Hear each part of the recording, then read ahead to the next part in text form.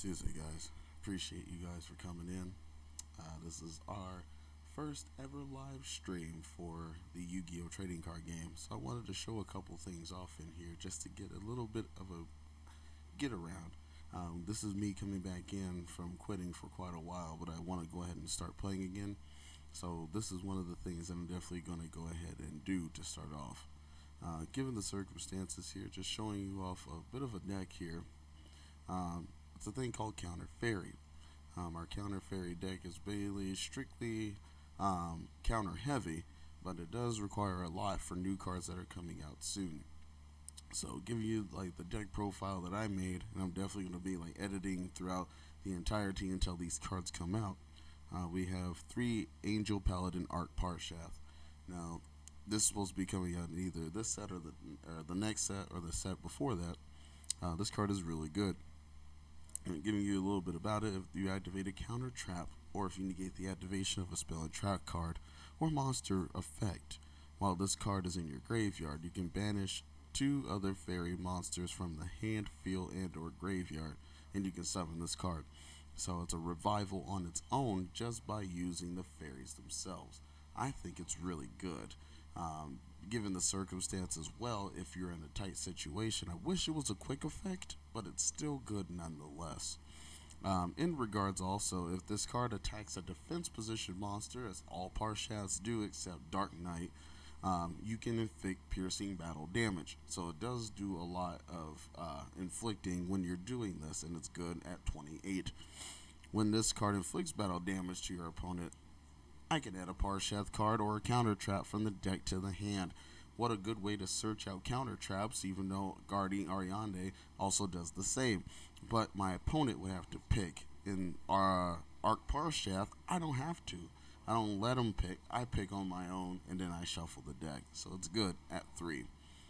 Next we have is Dark Lord Superbia.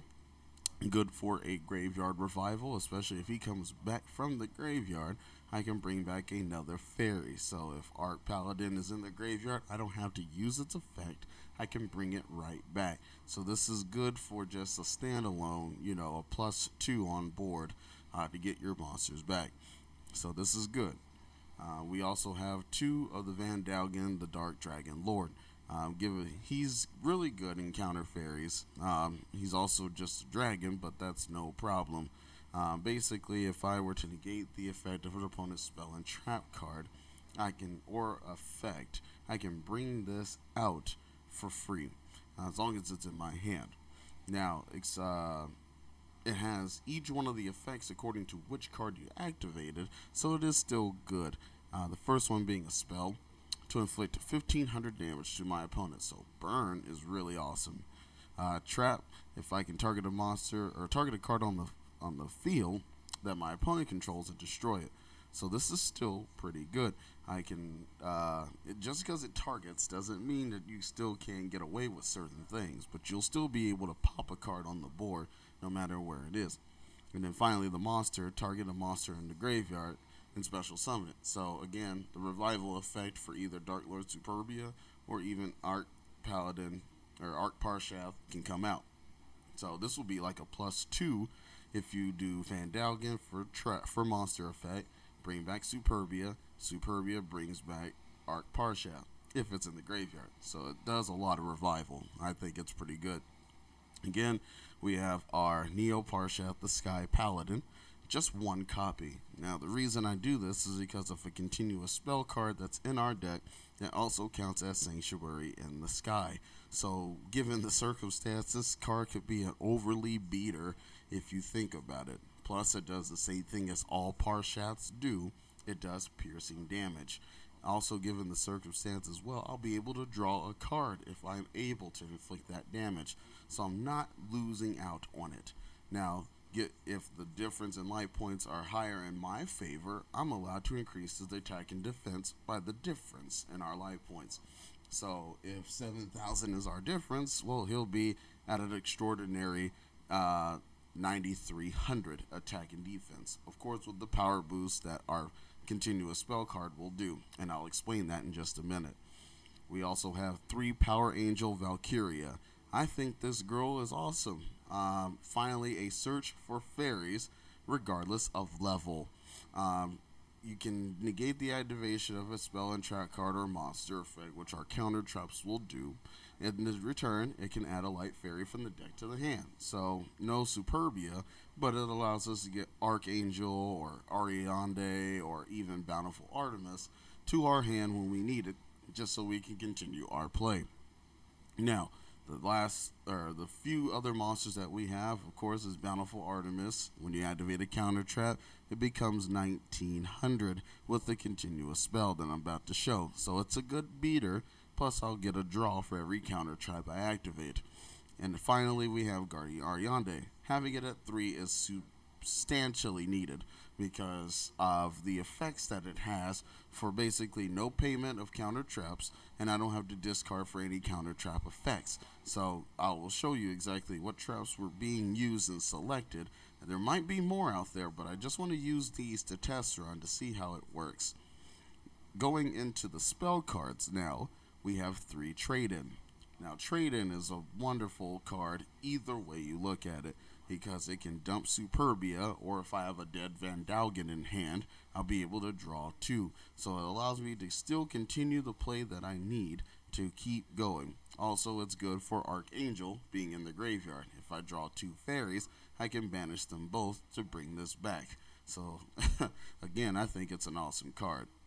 Now, the spell card that I'm looking at here today that I've seen a couple of people already advertise was Sanctuary of the Parshath. Now, Sanctuary of Parshath is really good. I love it a lot because not only does it become Sanctuary in the sky while being on the field, I'm allowed to gain 300 attack and defense for the fairies I have on board. So I like this quite a bit. Now, some fairies are just weak in attack power unless you get the big monsters out, but this is good as a standalone at where it is, and you can run 3 of this. I would suggest running 3 just so you can have the benefit of being able to keep field presence.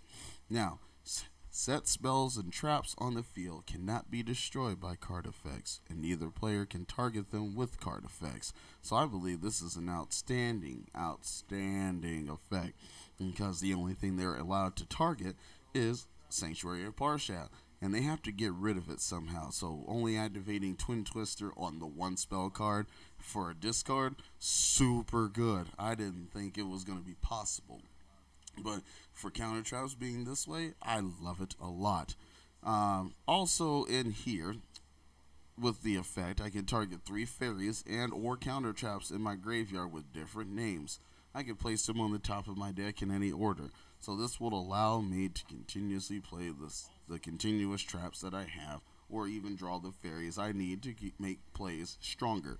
So this is good synergy just by itself, having it at 3. Some people I've seen so far draw all 3, and there was no way I could beat that without a Twin Twister. So it was substantially good, I believe. In my opinion, I think I like this a lot.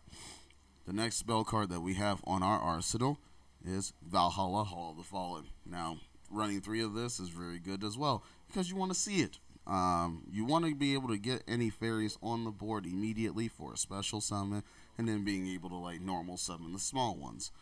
This is also good just to get synergy on board, so that way you can set up random plays, such as having Bountiful Artemis and Power Angel Valkyria on the board at the same time. So not only are you drawing a card, you'll be able to chain its effect to search. So this is also really, really good.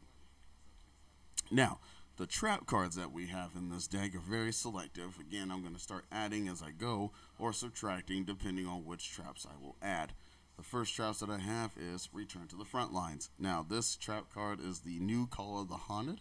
I would suggest running 3 of this, because there's no setback to this card. You're allowed to summon a monster in defense, and there's no, okay, keep this card on the field just to have the monster with it. Now, this is just a good revival. No more Oasis of Dragon Soul or Call of the Haunted. I believe this trap card is very substantial. Mind you, it will be in defense, but it's still good even at the opponent's end phase. You can activate it and be able to bring your monster and switch it to attack mode if needed. Next, we have 3 Solemn Strike. Song Strike has always been good. It will never go away, and it's just an all-around good card. Now, if on this special summons a monster or the effect is activated, pay 1,500 life points, negate the activation or special summon, and destroy it. Now, with this being said, Guardian Ariadne does not do that. I won't have to pay 1,500 for this. I could just negate the special summon or the monster effect and destroy it, which is good for Vandalgan. So given the circumstance with that, Vandalgan just lets me get what I need, just in case. Now, we have Ultimate Providence. Now, very choosy card this has, but it's still good being at 3 because of Guardian Ariadne. Even if you don't have it, having just a dead spell card in your hand like Valhalla, or even a trap card in your hand that you have no room for, you'll be able to use the effect to stop spells and traps. Monster effects, also the same. You know, if you have just no need for a fairy that's in your hand, you'll be able to discard it and negate the activation prior to the type you discard. So this is really, really fun to use and really, really good. Next up, we also saw one on the list, Shutline. Now, this is very choosy, very judgmental, and very, very guess heavy, because not only will the opponent not know where this is set, the same time that it's set in the same column as the card they activate, I'll negate the activation and destroy it. And this card is activated for free, so I don't have to worry about discards or anything. I just have to guess what column they play this in. Now, a lot of people are knowing about columns like Senate Switch and Ground Collapse and all that other good stuff, but this one is I have to guess what it is or where it's played just so I can get out of it. Now, they activate Twin Twister in the same copy, and they target the Sanctuary of Parshath or even the Valhalla on board, and it's in the same zone as this, I'll be able to negate it, and they discard for cost. So I'll be able to neg them 1 and still keep my cards. So this is awesome. And then Battleful Harvest will probably either plus me or I'll be able to summon this. So it's an all-around good card. I love it a lot. Or even this. Just give me the circumstance. I have 2 force backs in here because I don't like normal summons a lot. A lot of people do special summon, which is why I have 3 strike. But when they normal summon, it just slows them down a little bit more because they will be able to make that certain play like Tour Guide on that turn. So they'll be able to just go back to their hand, wait it out, and the effect of returning it to the hand, even in Subterrors, I stop them because when they flip summon, they won't be able to go off, at least when they need to. Finally, we have Reincarnating Parshath. Now, I don't like running this at 3. I like it at 2 because the simple fact is I'm not running Parshath heavy monsters, so this is still good either way. When a spell or trap card is activated, reveal 1 counter trap in my hand, discard the card, and pay 1,000 life points. Now I'll be able to negate the activation and shuffle it back in the deck, but again with Ariadne, 2 out of the 3 effects will definitely go off. So when the spell or trap card is activated, I can reveal the counter trap in my hand and negate the activation. If I do, shuffle it back. So I don't have to discard or even pay because Ariadne in the Pendulum Zone is godly. In addition to the shuffle, I'll be able to go ahead and add 1 Parshath monster, specialing summoning it to the field from the deck or extra deck. So again, we have the Neo Parshath that comes out, the Arc Powershath that also comes out, and even with 1 copy, this guy. Now, I haven't seen this guy played in like forever, since Duelist Genesis, when all the synchros were coming out. So when this card was released, and it was the 000 of the set, I loved it. Once per turn, I can target a face-up monster my opponent controls, switch its battle position, and still do piercing damage. So if it is in attack mode and it's something I can't run over right away, I'll put it in defense and smack it. In addition, if his defense is really low, I'll be able to increase my attack with the Sanctuary or Parshath and pierce it again. So I like it. I like it a lot. So there's no negging on this card. It switches my battle positions of my opponent, which it was a quick effect, but it's still good. So that's just a tutorial of what counter fairies can do. What I want to go ahead and do is also showcase a couple of the duels and see how counter fairies do. We'll play 3 of them. Now please note that this Yu-Gi-Oh! Pro 2 may crash, so be patient with me. in regards. I'll relaunch it and we'll play it again, just depending on what decks that are coming out at random. So that way I'll be able to at least showcase what this deck can do, give you an idea on how to set it up, and also you guys can put in whatever counter traps you think is feasible for this upcoming format. So without further ado, let's go ahead and try out an AI duel. Now we have random decks in here. We have quite a few in here, so we're definitely just going to start it out. We'll go second on this one just to see what the opponent is playing. Now this one doesn't give me the ability to see who goes first or second, so we'll just let the AI do its thing.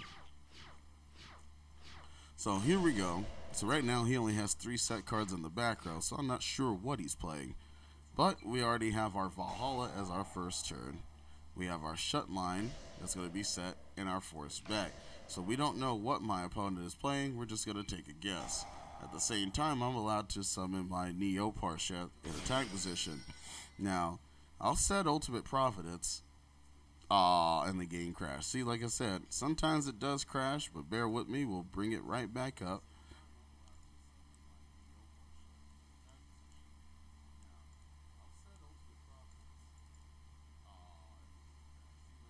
So sometimes Yu-Gi-Oh! Pro 2 just giving you the circumstances, not do what it needs to do. It just sometimes crashes when it wants. We're going to try to do an update, or at least bypass this crashing effect a little later, so I can definitely do more profiles and show off. So we're definitely going to go ahead and just pull up another random deck, and we'll see what's going on here. Now again, this is link format, so I also put in the link zones, so that way we can see what's going on. So right now he did the Card Trooper, which he's playing Chaos Dragon. Right now we have quite a bit of a setup here, but we don't know what's going on. I do have an ability to summon Angel Parsha, but only if I activate a counter trap or negate something. So I'm just going to go ahead and activate Sanctuary of Parsha, giving my Valkyria a 2100 boost. Now again, I don't know what he's playing or what he's planning to do, so I kind of want to just like hit shut line face down on the board. And let's see what can happen if I attack the Card Trooper. So he's going to take damage and draw a card. I'm going to end my turn here. We're going to see what happens. He only had 1 card set. So again, I'm getting shut line out of nowhere, which is actually really good. But since he is not able to do anything, I'm just going to start attacking him with our 21 beater. Now, for some 4-star monsters, this is really outstanding. So this is good. So he does Card Trooper and he has Chaos Sorcerer. So he doesn't do the banish effect, he just hits me head on, which hurt. So we do have our return to the front lines, which is awesome. So I'm definitely going to wait on that. So he's going to go ahead and do what I think he did, and he's going to destroy my Parsha, so this is okay. No chain. So he summons Caius, and it's not in the same zone, so I can't negate it. So I'm going to take a lot of damage here, which is okay. And then he goes Constellar. See, that would have been perfect being in the same zone. I would have been able to do something. So I'm going to go ahead and activate my front lines and return the Valkyria. So now I have Battle for Artemis, which really doesn't mean a whole lot right now. So he might win just because he has everything out. So he's going to return his BLS. He's going to Breakthrough skill. Summon Caius. Banish. So he's got the game. So this is not one of the things I was really looking forward to when the game crashed, because I had a first hand right off the back, but that's okay. Sometimes you just don't get those hands that you're looking for. So I'm definitely doing some modifications just to see what kind of cards I can get. Now, he's playing Monarchs, which I'm pretty sure it's going to be the overly powered Monarchs and not the bandless Monarchs. But we'll see what's going on. Well, we're definitely going to give him March of the Monarchs.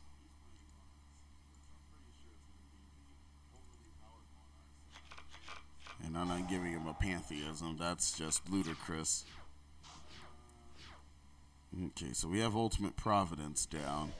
So I'll be able to at least neg a trap. I'll play my Sanctuary, and I'll summon my Bountiful Artemis. And I can't believe that's a fairy. So it actually gained 300 attack. This is going to be a little difficult, but it's not too bad. So he's going to activate this monster effect. I'm going to activate my Ultimate Providence, getting rid of Van Dalgen. So I get the draw, and I'll be able to special summon my Neo Parshath, which I'm going to do now. So I banish the 2 that are in my hand to bring this out.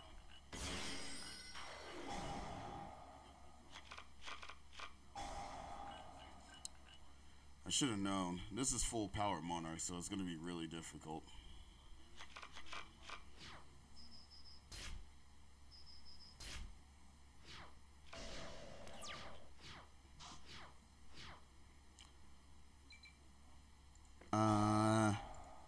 Really isn't anything else I can do, so I'm just going to go ahead and just take the game to the face.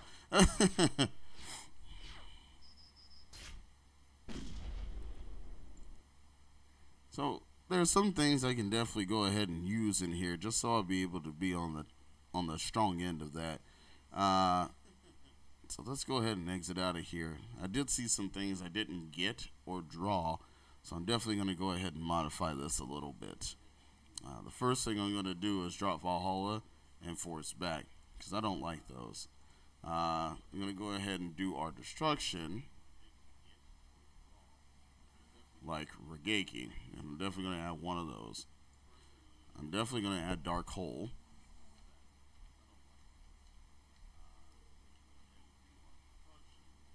We're going to get one of those. We're going to ultimately use Torrential.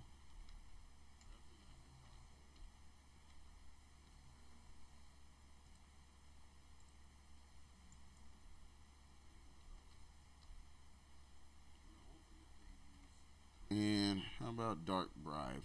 Now, a lot of people may be like, oh my god, not Dark Bribe. Yes, Dark Bribe, because it's still good to negate spell and trap. Now I have to waste a Providence or a Strike, so I'll just do, I'll do 2 copies.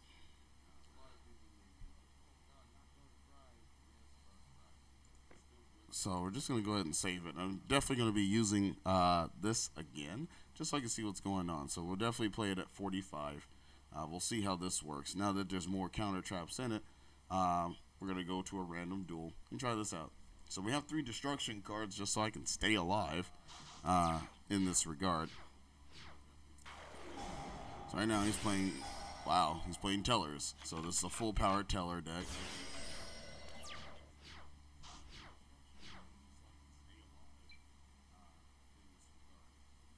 Let's see here. So I got Reincarnating Parshath, which is okay. Which I'm going to have to keep Shutline in my hand. Oh, the game crashed again. Somehow Yu-Gi-Oh! 2 is going to be fixed, or it needs to be fixed.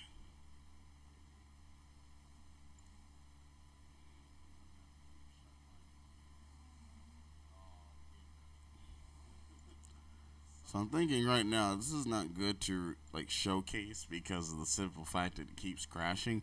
I may just do Yu-Gi-Oh! Pro 1 without link summoning, but I kind of need all the cards to at least showcase and show off to you and to see what they can do. So right now he's playing Prediction Princess, and I'm thinking this is Shadal's right off the bat. And it crashed again. Wow. I guess I predicted that would happen. No? Alright.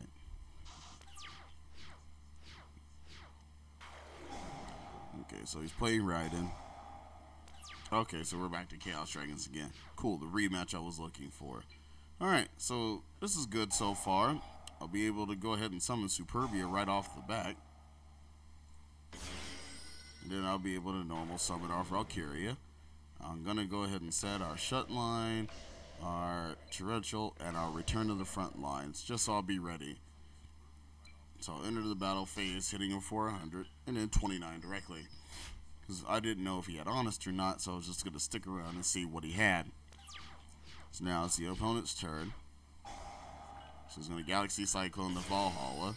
He summons the Light Pulsar, which I'm not going to do that. That is crazy. He's going to summon the Lumina. He's going to do his play, which I'm ready for. So he's going to Black Rose, which I knew he did because I do Shut Mine. So I negate and destroy it, and I'm allowed to add a Light Fairy from my deck to my hand, which I'm going to go ahead and add. I'm going to activate going to get our Arc Parshath. So that was really cool. I actually liked that. So our Return to the Front Lines is there, just in case. And we have our Vandalgan, which we don't need at the moment. So we're going to enter our battle phase, attack the Light Pulsar. So he summons the Dark Flare Dragon back. So that's all that I wanted to know. Okay. So he goes charge of the Light Brigade. Nope, I'm pretty good. Brings back Raiden. Summons another Dark Flare Dragon. Summons Raiden. Uses the effect of Raiden. So I'm just going to let him not. I'm waiting for him to summon Red Mid so I can torrential. But we have our strike now, so this is pretty good. So I'm going to enter our battle phase. And I'm going to attack the Dark Flare. So I'm being very cautious about what I'm summoning or playing. But I think we have it set. So he goes Allure of Darkness. He's probably going to banish his Red Mid like a... Oh, he banished his Chaos Sorcerer. Alright. He activates Raiden, which I'm not going to worry about. He breakthroughs this card. He summons the BLS, which I'm definitely going to go ahead and...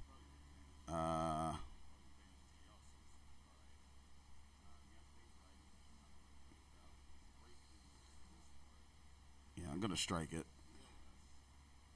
No, I can go ahead and torrential. So this is good. So he summons the Card Trooper. Gets the effect.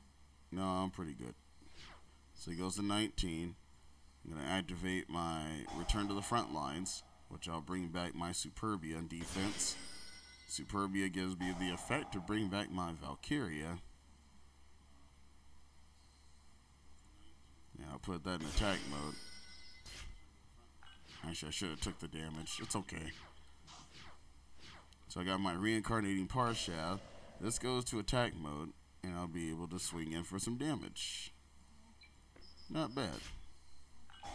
Now, mind you, I still got Vandalgan in hand. And if I negate the monster effect, I can bring back Valkyria. Which is still in battle phase, so I'll be able to do it. So I'll pay my 15.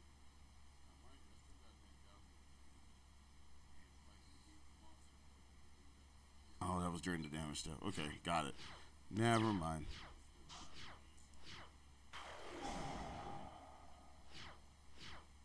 Well, he lost. Huh. I guess I can do it now. Trade in. Alright. Guardian Ariande. In the Pendulum Zone. Raigeki. Yeah, that was a good battle, but there was a couple of misplays I had, like the damage step, which I should have recognized from the beginning. So that's okay. So that was one. That was one win. Wasn't too bad. It was better than before. So we'll try it again. Alright, now we're playing Fire Fist, which crashed. So certain decks that are already going through here are crashing. So I'll just go ahead and I'll just showcase another deck, because this is also another one I was test running, and I actually like its consistency, so I'm definitely going to show it off.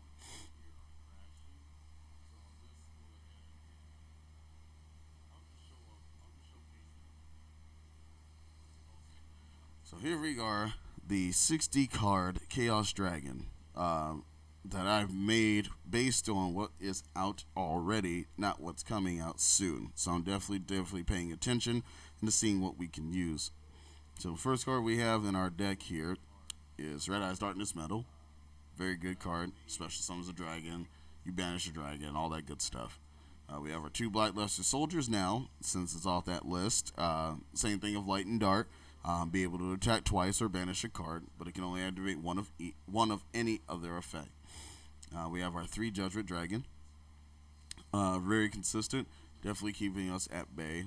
And then we have 1 Punishment Dragon. I don't like it so much because it's punishment, and its effect is not all that great. I mean, it does shuffle all cards in the deck or the graveyard back into the deck in any face-up banished cards. So if you play like Pot of Desires, it won't go off. Now we also have our Divine Dragon Lord Felgrand, which is also good because if you bring it back from the graveyard using Red Med, I can go ahead and target a monster or opponent in the graveyard and banish it, and then I gain the attack and defense equal to the level by 100. So this is good. And also, if I destroy an opponent's monster by battle, I can target a level 7 or 8 dragon type monster in the grave and special summon it. So things like Pulsar or Archbrave Dragon will definitely be coming back. Let me sort this because that doesn't look right. There we go. Alright, so we have our 1 Dark Iron Dragon. 9 times out of 10, I just wanted to see Dad again. I wanted to play him.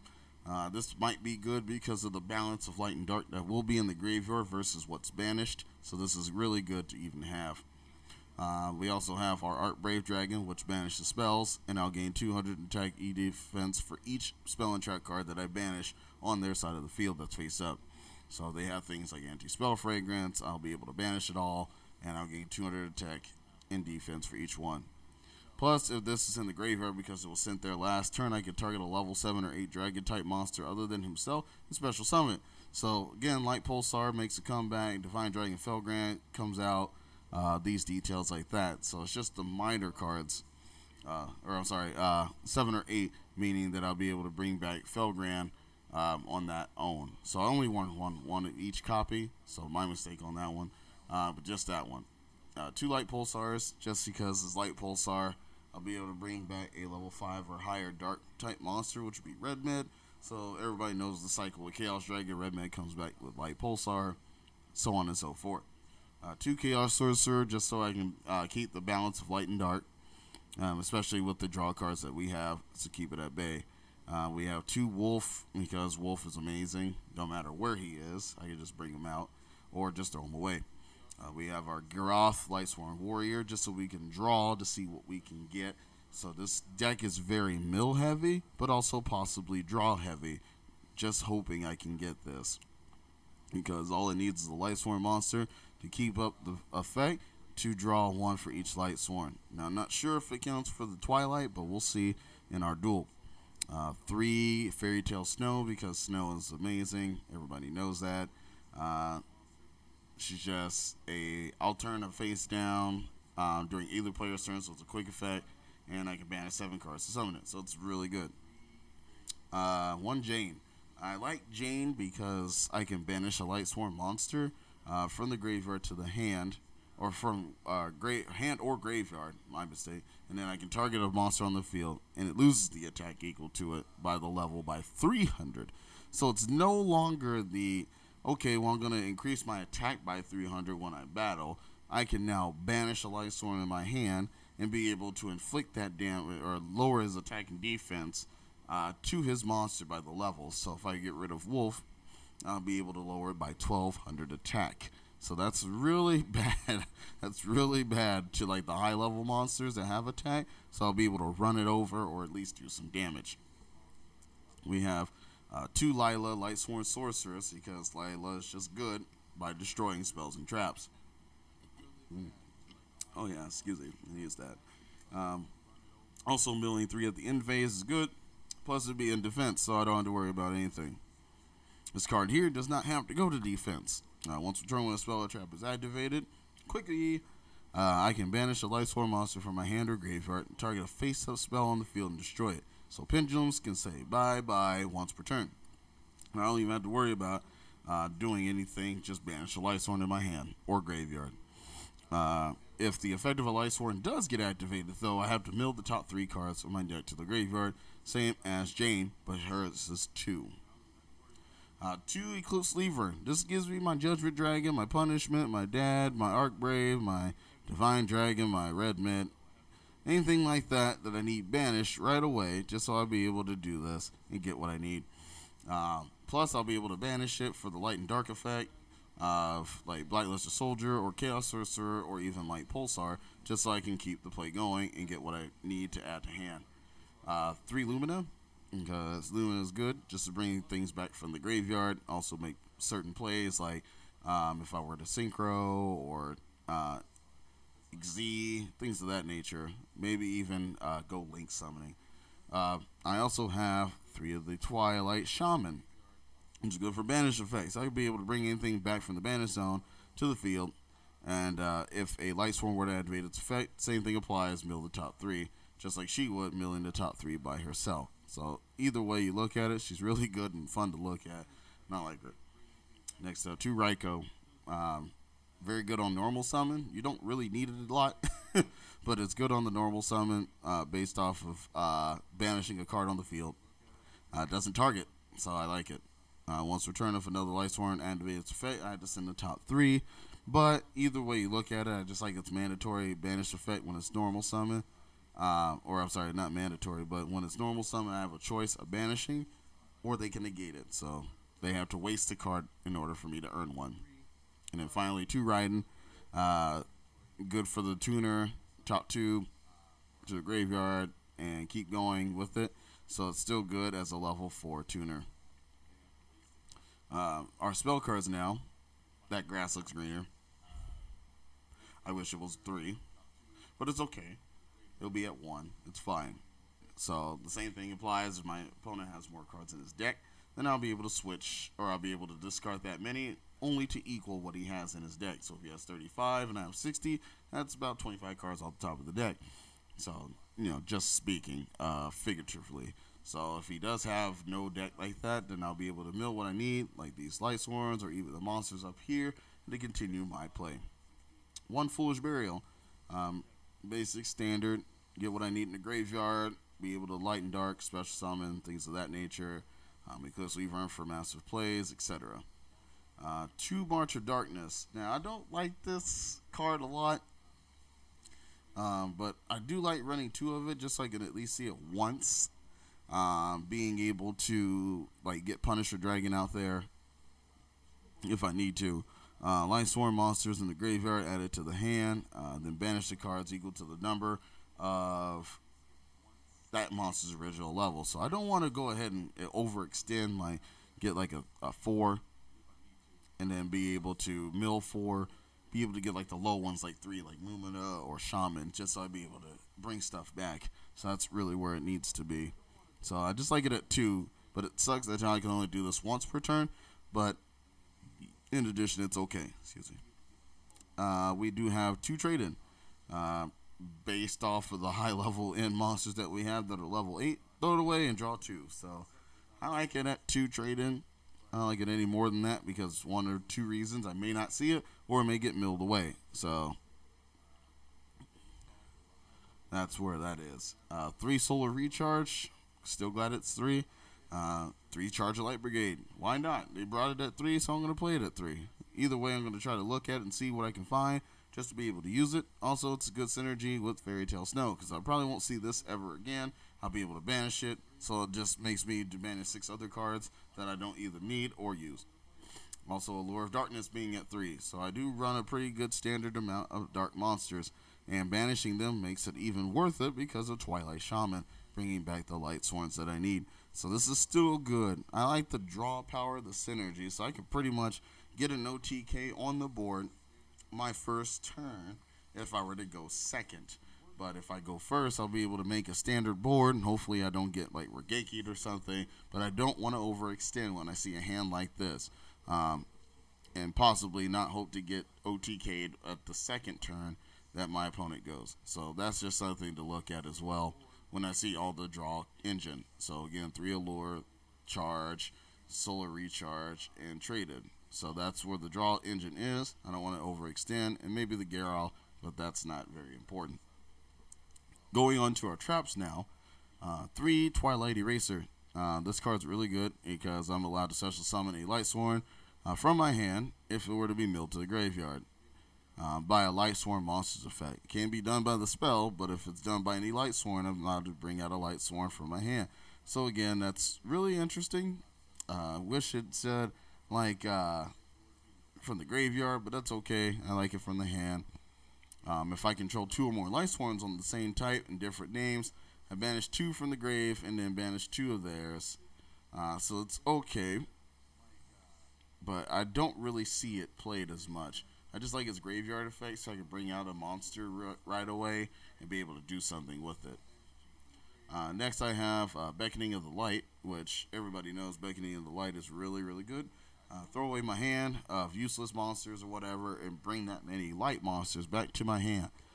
You see I'm not running Honest in here, which I see a lot of people are just like, Honest, run Honest. It's good for OTK, but with the monsters that I have in here, I don't really need to OTK that much because they'll do it on their own. So that's where that is. And then we have 3 Lost Wind, because anytime my opponent special summons, I get this back. So it's a good breakthrough on both accounts, being in the graveyard or even in the graveyard, bring it back. So going into our monsters here in the extra deck, this is 1 or 2 things that I do. Cyframe Omega, one of the best. Could have been hit to 1, but it's still okay. Synchros really don't matter anymore because they're just bringing them all back at 3 because of the whole link summoning format and rules. So that way no one can overextend. Got the Stardust Dragon, got the Stardust Spark Dragon. Either way you look at it, I like them both. Got the Michael. That mills 3, allows you to add life points for each card returned. So if anything's in the graveyard, I'll be able to get that back in a major amount of life points, just in case if I already have the board I need and I needed to get rid of him. 2 Minerva, because Minerva is just by far the best Lightsworn ever, to top 3 and draw that many, and then to be able to destroy that many if she's sent to the graveyard by milling. So it's good. We have our Tsukiyomi, good for detach 1, banish, or drop all to draw 2.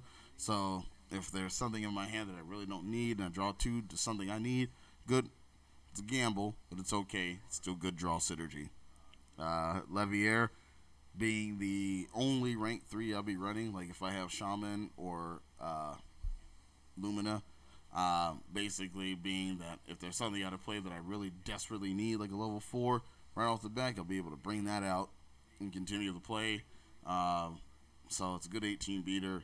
Or if my opponent has something I can use as level 4, I'll be able to take his and use it. Also good for the mirror match. In regards to 2 Firewall Dragon, generic. It's a link 4, but it's still generic because I could use 2 or more monsters. Basically just putting them in the zones that I need just to start the link summoning in that one spot, and of course 2 Decode Talker just so I can get them in the area they need, being a link 3. Sometimes I always wonder, do I need to go link 2 to 3 to 4, but if I just do it this way, going 3 to 4, which Light Swords can do, I don't have a problem with it. There is a new Lightsworn link monster that I will give a try, since I did see something in there. So you're going to see something that I want to try, but at the same time it's kind of busted. Wonder if it'll be in here. Maybe not yet. No. Nah, maybe I'll just do an update. I thought it would be in here, but it's not. It's a link 3 Lightsworn monster that allows you to use 3 Lightsworn 3 monsters of the same attribute but different type. So I can use like Wolf, Lila, Lumina, Raiden, Lumina, just any light material just to use, and I'll be able to summon this girl. Now what she does basically is once returned, I can actually special summon a monster from the graveyard just for free, basically, and it allows you to keep milling the top 3 cards of my deck to the graveyard, which is something I really don't like, but again, at the same time, it's not really needed in this deck if you're just running light sworn monsters. So without further ado, this is a good so far. Now let's go ahead and try it out and play it.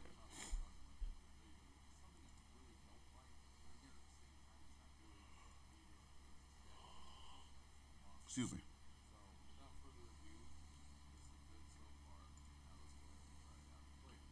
So we're doing a random deck again.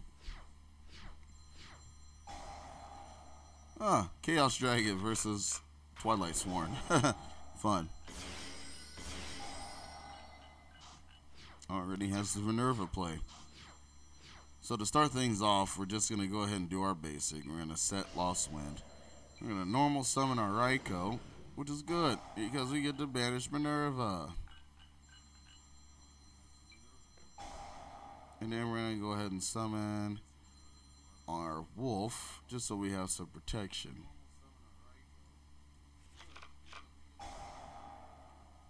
Put him in attack mode,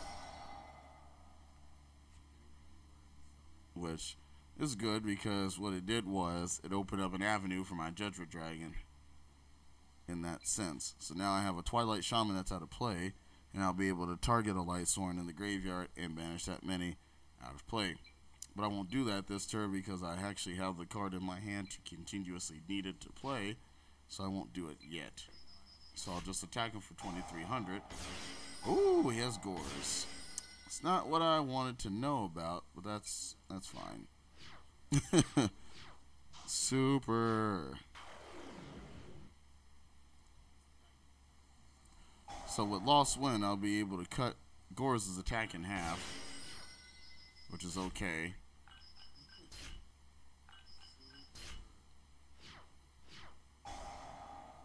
That's fine. Which now I'm allowed to special summon good old Judgment Dragon and activate its effect, blowing up the board, which will get a Dark Flare Dragon. Puts it in attack mode, which is rather weird. So I'm gonna go ahead and add back our Lumina to manage the top three.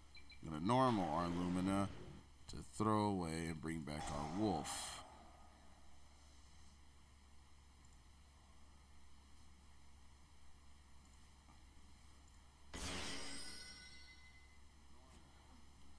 So we have an ability to summon Decode Tarka right now, which I really don't want to do because it requires 2+ effect monsters.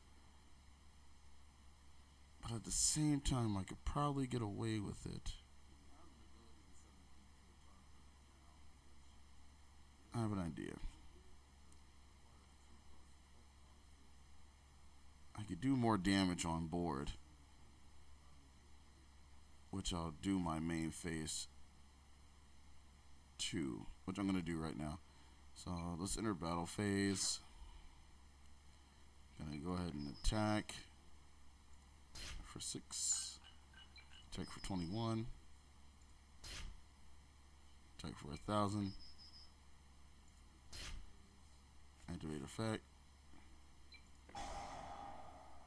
So 1, 2, 3, 4, 5, 6, and 7. And then attack.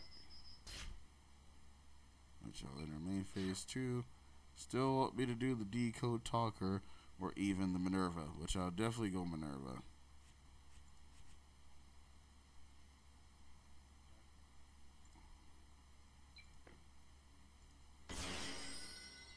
And activate the effect. Not getting rid of snow. Nothing to draw off of, so it's okay.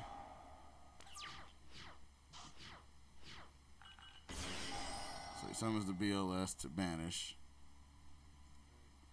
which I'll activate the snow. So 1, 2, 3, 4, 5, 6.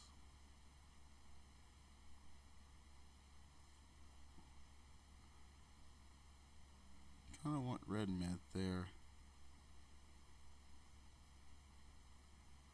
It's okay, I'll be able to add it back. And then the JD that's already been targeted. So the special effect, putting him face down.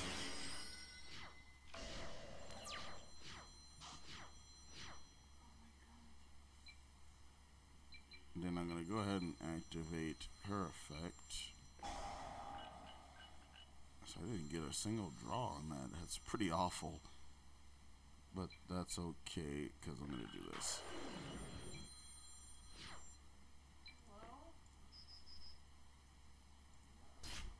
And that's game. Woo! So that was pretty good. And then I got one more here. So definitely going to go ahead and try one more. And then that'll be the end of the stream for now. But we'll definitely do more videos. Alright, so he's playing Noble Knights. Gotta love it. How cute.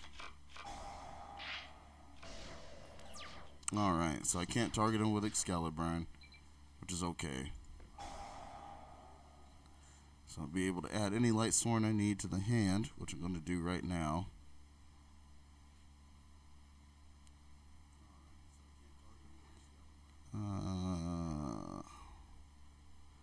Let's go Raiden. So normal summon the Raiden. Activate Raiden. Which I got a 19. So I charge the Light Brigade again.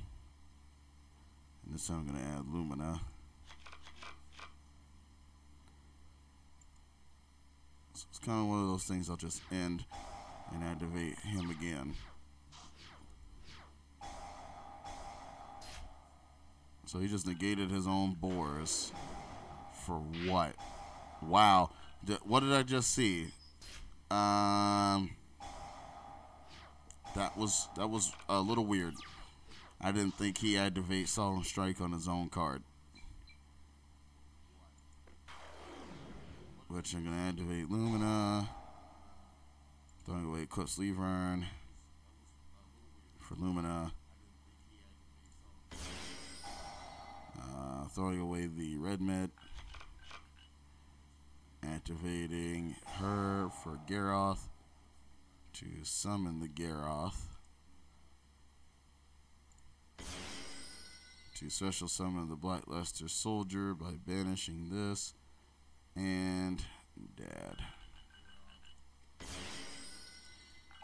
Activating the Eclipse Weaver for the Red Med to come back.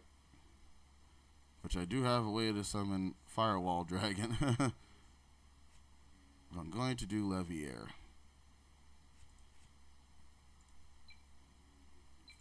And I'll do the 3.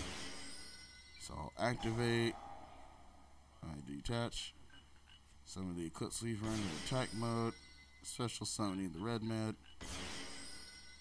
Activating the Red Med for Light Pulsar. It's in the graveyard. Entering the battle phase, which is freaking awesome. Take that 900. Attack again for that 3000, which is an OTK right now. You guys saw it firsthand, and I didn't need a whole lot. So that was good. So you guys, this is J Palinko Universe. Please comment, rate, and subscribe. I do apologize about the few crashes that we had for the entirety of Yu-Gi-Oh! Pro 2, but definitely do the download from Discord. I believe they have a link up.